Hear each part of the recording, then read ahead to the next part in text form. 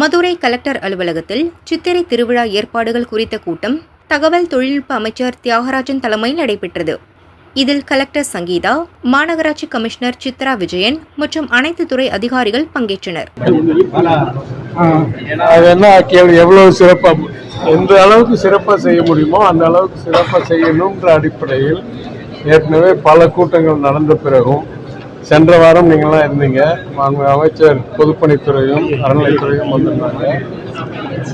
எப்பயும் போல செய்ய வேண்டிய பணியை விட இந்த ஆண்டு கொஞ்சம் கூடுதல் கவனத்தோடு செய்யணும். ஏன்னா நிறைய பாலம் வேலை, நிறைய கன்ஸ்ட்ரக்ஷன் வேலை நடந்துட்டு இருக்கு.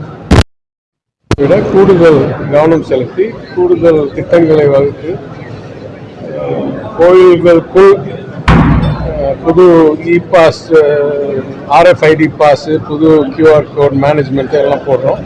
அதே போல் கோயிலுக்கு வெளியே அமைச்சரும் நானும் எங்களுக்கு இருக்கிற அனுபவத்திலும் எங்களுக்கு போன ஆண்டு 2 ஆண்டுகளுக்கு முன்னால் நடந்ததில் இல்லை சிறப்பித்தால் இன்னும் நல்ல விளைவு கிடைக்கும் என்ற அடிப்படையில் ஒரு கூட்டத்தை நடத்திக்கிறோம்.